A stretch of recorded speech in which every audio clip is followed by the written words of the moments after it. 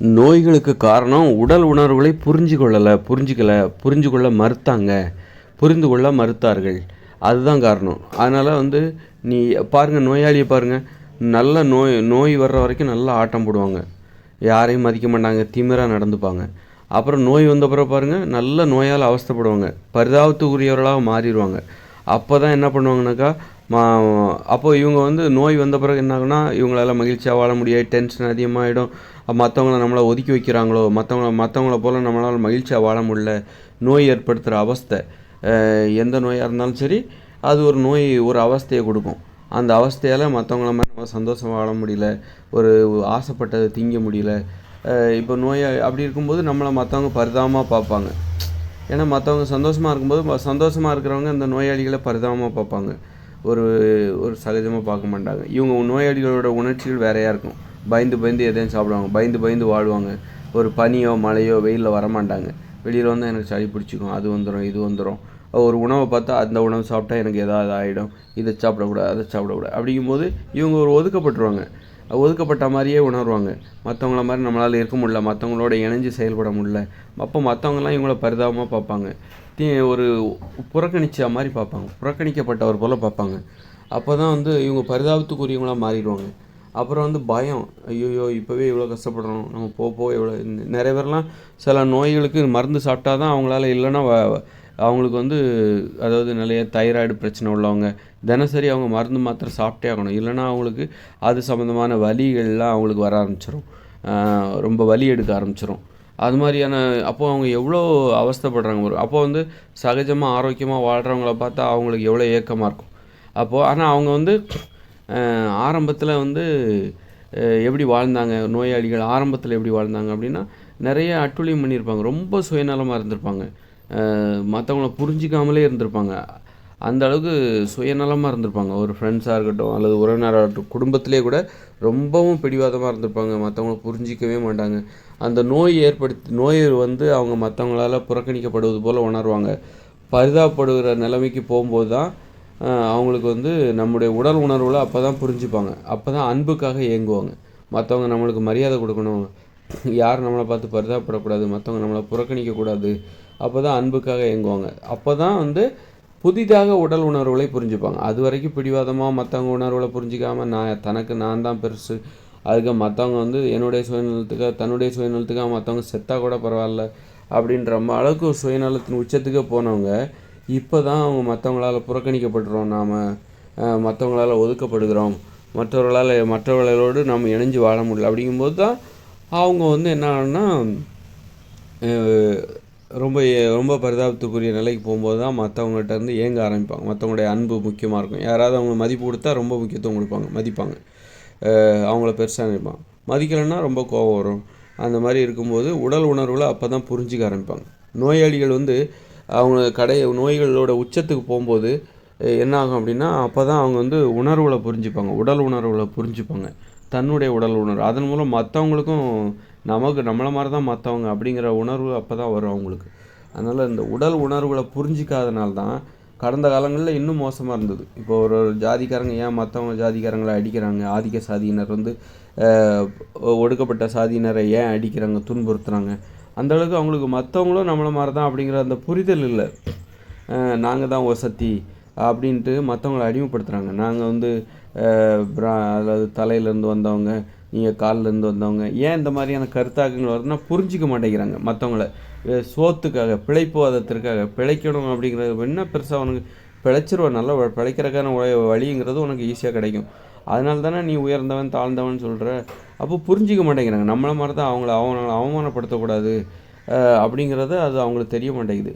இப்போ அந்த மாதிரி ஜாதி ரீதியாக நிறத்தை அடிப்படையாக கொண்டு அல்லது வேறு எந்த ஒரு பொருளாதாரத்தை அடிப்படையாக கொண்டு மற்றவங்கள புரிஞ்சிக்காமல் புறக்கணிக்கிறது, எல்லாரும் சமங்கிறத ஏற்றுக்காமல் இருக்கிறது, தன்னை உயர்த்துவதற்காக பிறரை தாழ்த்துவது, இப்படிப்பட்ட நடைமுறையெல்லாம் தான் இந்த மாதிரி மற்றவங்கள இதெல்லாம் மற்றவங்கள புரிஞ்சிக்காதனால ஏற்பட்ட நடைமுறை. அப்போ மற்றவங்கள புரிஞ்சிக்க ஆரம்பிச்சிட்டிங்கனாலே இங்கே சமத்துவம் வர ஆரம்பிச்சிடும். நீங்கள் புரிஞ்சுக்கிட்டா தான் மற்றவங்கள உடல் உணர்வுகளை புரிஞ்சுக்கிட்டா தான், நம்மளை மாதிரி தான் மற்றவங்க அப்படின்னு புரிஞ்சுக்கிட்டா தான் நீ நோயிலேருந்தே விடுபட முடியும். இயற்கை பாருங்கள் எந்த அளவுக்கு ஒரு நிர்பந்திக்குது பாருங்கள். இயற்கை விதிமுறைக்கு நீங்கள் மீறவே முடியாது. இயற்கை விதிமுறை தான் வலிமையானது, சமத்துவம் தான் வலிமையானது. நீங்கள் ஏதோ போராடி பெறதா நீங்கள் நினைக்கிறீங்க. சமத்துவம் இல்லாமல் இங்கே நீங்கள் வாழவே முடியாது. இயற்கை விதிமுறைக்கு மீறி நீங்கள் ஒரு வாழ்க்கையை இங்கே நடத்தவே முடியாது. வேணால் ஒரு 3000 வருஷம் நடத்துவீங்க, அவ்வளோதான். அதோட உச்சக்கட்ட காலகட்டத்தில் தான் இப்போ நாம் இருக்கோம். சமத்துவம் என்பது ஒரு நிர்பந்தம். நீ சமத்துவமாக வாழ்ந்தே ஆகணும். அப்போ தான் நீ நோய்கள் இல்லாமல் வாழ்வ. எப்போ நீ வந்து மற்றவங்கள புரிஞ்சுக்கிறியோ அப்போ இங்கே சமத்துவம் வந்துடும். நீ மற்றவங்க புரிஞ்சிக்காமல் நீ வாழவே முடியாது. நீ மற்றவங்கள புரிஞ்சுக்கிட்டா தான் உனக்கு நோய்கள் குணமாகும். மற்றவங்கள நீ புரிஞ்சுக்கிட்டா தான் இங்கே குற்றங்களே குறையும். குற்றங்கள் இல்லாத ஒரு உலகம் வந்து வரப்போகுது. அதுதான் இயல்பு. குற்றங்கள் இல்லாமல் நம்மளால் வாழ முடியுமான்னு நீ இன்றைக்கி கேட்குறியே. குற்றங்கள் இல்லாமல் வாழ்கிறது தான் ஏன் எளிது, ஈஸி. அதான் இயல்பு, மனித இயல்பே அதான். மனித வாழ்க்கையின் இயல்பே என்னென்னாக்கா குற்றங்கள் இல்லாமல் வாழ்வது தான். குற்றங்களோடு வாழ்வது தான் கடினம். ரொம்ப காலத்துக்கு குற்றங்களோடு வாழ முடியாது. ஏன்னா அது ஒரு வலியை ஏற்படுத்தும். நோய்களோடு ரொம்ப காலத்துக்கு வாழ முடியாது. ஆரோக்கியமாக வாழ்வது தான் இயல்பு, எளிதும் கூட. ஆரோக்கியமாக வாழ்வது தான் இயற்கையின் தன்மையும் கூட, நீதியும் கூட. அது நிர்பந்திக்கும் ஒன்று. நீ ஆரோக்கியமாக வாழ்ந்தே ஆகணும்னு ஒன்று நிர்பந்திக்கும். ஏன்னா வந்து அப்போ தான் நீ மற்றவங்கள புரிஞ்சுக்கிட்டே ஆகணும். அப்போ தான் குற்றங்கள்லேருந்து விடுபட முடியும். மற்றவங்கள புரிஞ்சுக்கிட்டா தான் நோய்கள்லேருந்து விடுபட முடியும். அப்போ நீ ஆரோக்கியமாக வாழ்ந்தால் தான் நீ மற்றவங்களே புரிஞ்சிக்க முடியும். மற்றவங்கள புரிஞ்சுக்கிட்டா தான் நீ ஆரோக்கியமாகவே வாழ முடியும், மகிழ்ச்சியாகவும் வாழ முடியும். ஆக வந்து நாம் இன்றைக்கி வந்து நோயோடு அவஸ்தைப்படுறோம்ல, இதெல்லாம் தற்காலிகமானது. இது நிரந்தரமே கிடையாது. இது ரொம்ப கடினமானது. நீ என்றைக்குமே நீ நினச்சா கூட நோயால் வாழ முடியாது.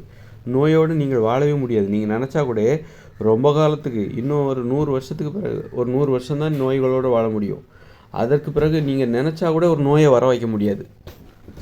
அந்த மாதிரி ஒரு ஆரோக்கியத்தின் அரவணைப்புக்குள்ளே நீங்கள் போயிடுவீங்க. நல்லா தெரிஞ்சுக்கோங்க. ஆரோக்கியம்தான் இயல்பு, ஆரோக்கியம்தான் எளிது. அது மாதிரி நேர்மையாக வாழ்வது தான் எளிது. நேர்மை இல்லாமல் வாழ்வது என்பது குற்றங்கள். அது ஒரு குற்றம்னு வச்சுக்கோங்களேன். நேர்மை இல்லாமல் வாழ்வது என்பது அது வந்து கஷ்டம், ரொம்ப கஷ்டம். நீங்கள் வந்து நேர்மையோடு வாழ்ந்து பாருங்கள், ரொம்ப பாதுகாப்பாக இருக்கும், ரொம்ப அமைதியாக இருக்கும், ரொம்ப தலை நிமிர்வாக இருக்கும். அதுதான் எளிது, அதுதான் இயல்பு, அதுதான் நிரந்தரம். நேர்மை தான் நிரந்தரம். நேர்மை இல்லாமல் நம்ம வாழ்கிறோம்ல, அது வந்து நிரந்தரமே கிடையாது. அது வந்து நம்ம ரொம்ப காலத்துக்கெல்லாம் அப்படி வாழ மாட்டோம். மனித இனத்தை சொல்கிறேன், பொதுவாக சொல்கிறேன். ஒரு காலகட்டம் வரைக்கும் தான், இன்னொரு 100 வருஷத்துக்கு தான் நீங்கள் நேர்மை இல்லாமல் வாழ முடியும். அதுக்கப்புறம் நீங்கள் நினச்சா கூட, நீங்கள் இப்போ வந்து நேர்மையாக வாழ்கிறது எவ்வளோ கஷ்டமாக இருக்கோ, அதே மாதிரி இன்னும் 100 வருஷம் கழித்து நாம் நேர்மை இல்லாமல் நம்ம வாழவே முடியாது. நேர்மை இல்லாமல் வாழ்கிற அந்த வாழ்க்கையை பற்றி நீங்கள் கற்பனை கூட செஞ்சு பார்க்க முடியாது. அந்த மாதிரியான ஒரு வாழ்க்கையை வாழ போகிறோம். அதாவது நோய்கள்னால் என்னென்னே தெரியாத ஒரு உலகத்துக்கு தான் நம்ம போக போகிறோம்.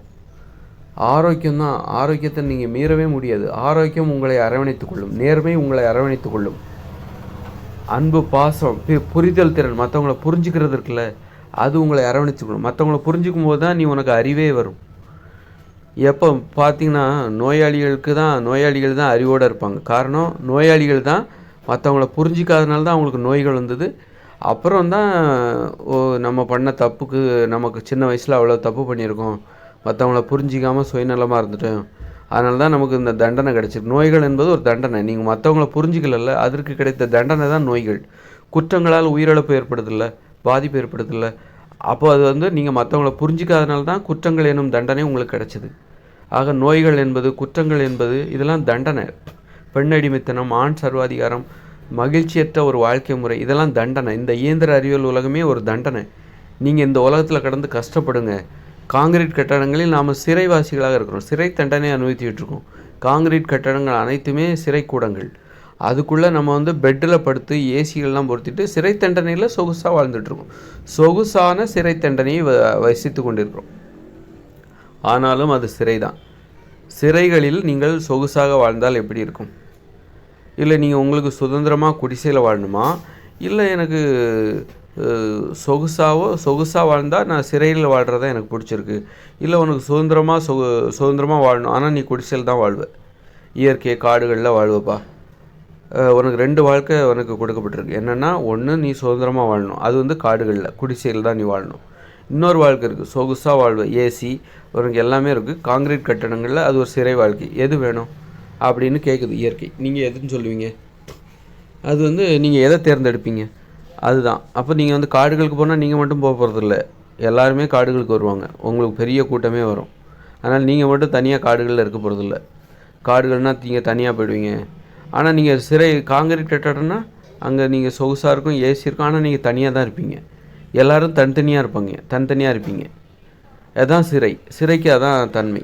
ஆனால் காடுகள் நீங்கள் ஒரு குடிசை, இது கூட்டமாக வாழ்கிற ஒரு வாழ்க்கை முறை. அதனால் மற்றவங்களை நம்ம என்றைக்கு புரிஞ்சுக்கிறோமோ அன்றைக்கே நோய்கள்லாம் காணாமல் போயிடும். ஆனால் புரிஞ்சிக்காமல் நம்ம வாழவே முடியாது, புரிஞ்சிக்கிட்டே ஆகணும், அது ஒரு நிர்பந்தம். ஆக குற்றங்கள் தற்காலிகமானது, அது நிரந்தரமானதே கிடையாது. நீங்கள் குற்றங்களை அழிச்சே ஆகணும், அது தானாகவே அழிஞ்சு போயிடும். ஏன்னா அது ஏற்படுத்துகிற வலி இருக்குல்ல, குற்றங்கள் ஏற்படுத்துகிற வலி, நோய்கள் ஏற்படுத்துகிற வலி, அதுலேருந்தே நீங்கள் நோய்கள்லேருந்து எப்படியாவது தப்பிச்சு போயிடணும் அப்படின்னு தான் நினைப்பீங்க. நோய்கள் ஏற்படுத்துகிற வலிகளை நீங்கள் அனுபவிச்சிட்டாலே, குற்றங்கள் ஏற்படுத்துகிற வலிகளை அனுபவிச்சிட்டாலே குற்றங்கள்லேருந்து விடுபட்டே ஆகணுங்கிறத நீங்கள் கண்டுபிடிச்சிருக்கீங்க. இப்போ குற்றங்கள் எப்படி வெளியே, இப்போ ஒருத்தரை வெட்டுறாங்க, கொலை பண்ணுறாங்க, குத்துறாங்க, கையை வெட்டுறாங்க, காலை வெட்டுறாங்க, அப்புறம் அடிக்கிறாங்க, இது ஏற்படுத்துகிற வலி இருக்குல்ல, அப்போவே உங்களுக்கு இந்த குற்றங்கள் எவ்வளோ கொடூரமானது அப்படிங்கிறத உணர்ந்துருவீங்க. இப்படி குற்றங்களால் பாதிக்கப்பட்ட ஒவ்வொருத்தருமே உணர்வாங்க. அதுதான் அந்த குற்றங்கள் இல்லாமல் போகிறதுக்கே காரணம். குற்றங்கள் ஏற்படுத்துகிற அந்த அசௌகரியம் இருக்குல்ல, வலி இருக்குல்ல, துன்பம், அது கொடுக்குற துன்பம், அதுலேருந்தே நீங்கள் குற்றங்கள்லேருந்து விடுபட்டுருவீங்க. குற்றங்களை அதை நீங்கள் தொடர்ந்து அனுபவிக்க முடியாது.